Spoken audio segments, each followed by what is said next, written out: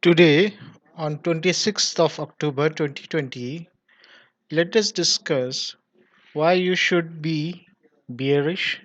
Not actually bearish, but you should trade with caution when everyone is bullish. Right, let's start. Here on weekly scale, you can see on 5th of October 2020, we have a green candle. Next was again a green candle. Next a long green candle. And for 26th October 2020, again we are riding on a green candle.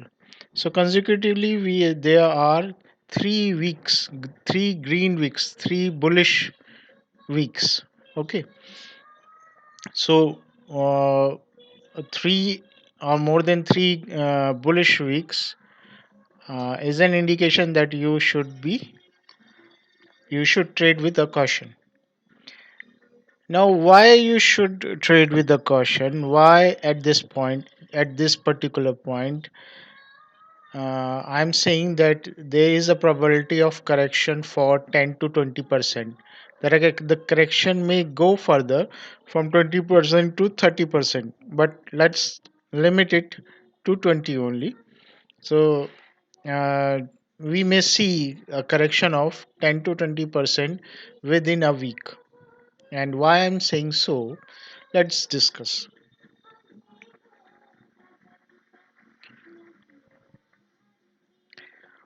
Now, if we connect these points, it is forming an ascending line. Okay, if we connect these points and if we take together the whole picture, then this is forming a rising wedge. Okay, and the flip side of this picture is if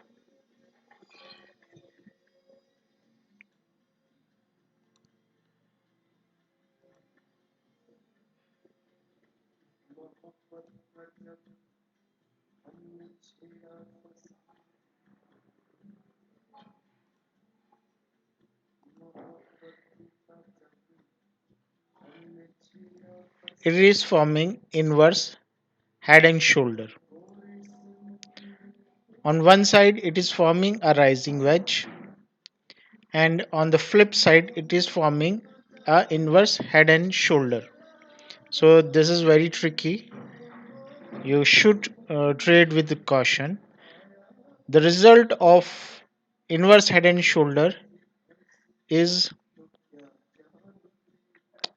a breakout, and the target of breakout may be somewhat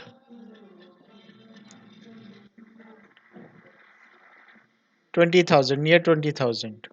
Okay, near 20,000, that is the peak. Okay, if this inverse head and shoulder breaks out, the target will be the peak, near to the peak, not exactly peak, but near to the peak, right? Now, if inverse head and shoulder doesn't play, then the next or the flip side of the coin is the rising wedge, and the breakout of rising wedge would be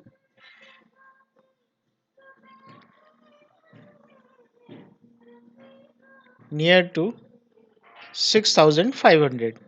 Near to anybody cannot say the exact value, but near to 6,500, right? So by looking at this particular scenario, we must be ready for both sides. Now let us discuss on smaller scale. This was on weekly scale. Now let us discuss on smaller scale, that is daily. on a daily scale,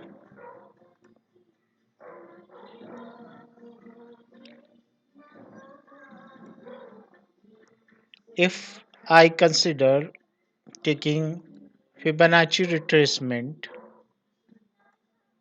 from swing high to swing low, the golden pocket area or the golden pocket region is marked here as yellow, right? This is a golden pocket. So it worked as a resistance here. We can feel the resistance here, and if I just zoom in,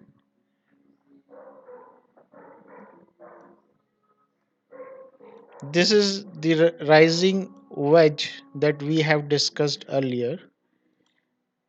So we are experiencing the resistance from that golden pocket, upper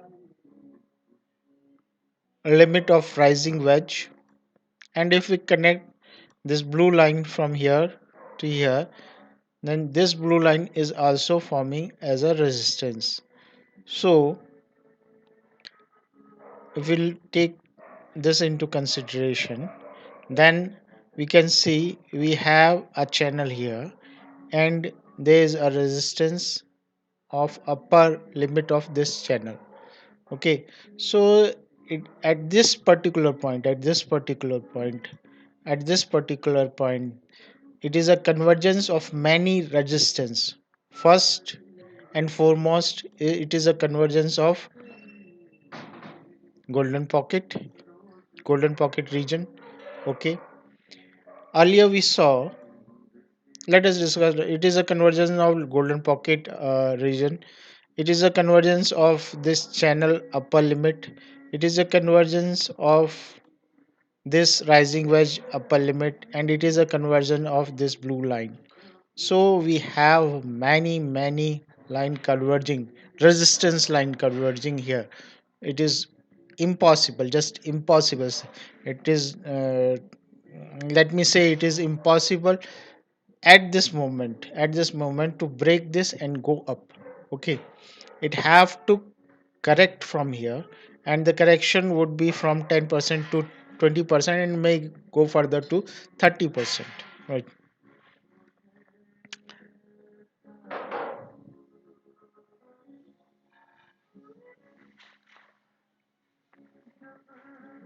Now let us discuss about that this particular line.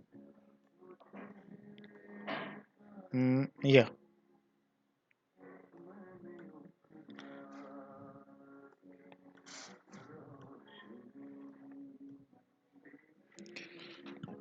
this particular line formed a support. It worked as a support here, it worked as a support, and then when it broke down and came again to retest it, it works as a resistance here.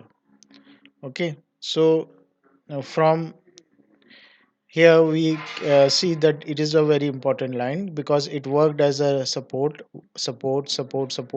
and then resistance. Now if you look here, it worked as a resistance. Now at present, this particular line, that white line, this line is working as a resistance. So this particular white line is also working as a resistance, as you can see here. Now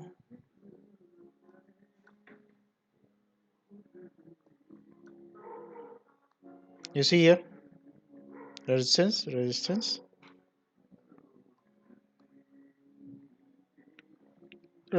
continuously resistance. It is very hard to pierce these resistance and go up. Now if we take RSI into consideration, and if we look into RSI, then we see that it is in a oversold position, oversold region. Okay.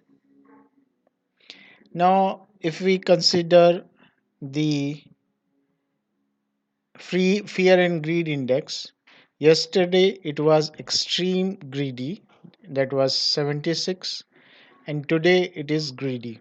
So this is a reverse signal. Then when everyone is greedy, you must be fearful, and when everyone is fearful, you must be greedy. So it doesn't mean that you today just take out all your money from the BTC and sell your all BTC, but it doesn't mean this. Why I'm saying so? Let's take an example, or let's look back. You see, it was in a greedy region earlier on 4th of August, from let's say from 28th of July to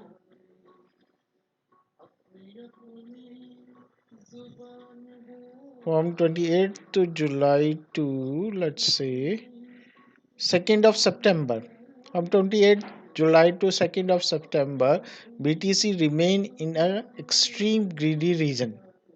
It doesn't broke immediately that it gone up and it came down. It doesn't done this way, and never the market travels in that way. So what I think, it just started to be greedy, and it will remain greedy for next. It may, I am saying may, it may remain greedy for next 2 to 3 weeks. Okay. Similarly here, you see, it came into greedy region, then it started correcting, and then it came into a fear region. Then it again bounced and gone there. So it is not a one day game. It takes week or weeks, right? So let us limit this video till here. In the next video, I will share with you why we should be bearish on a why we should be bullish on a small scale, right? So uh, uh, for this video, it is the end, right? Thank you.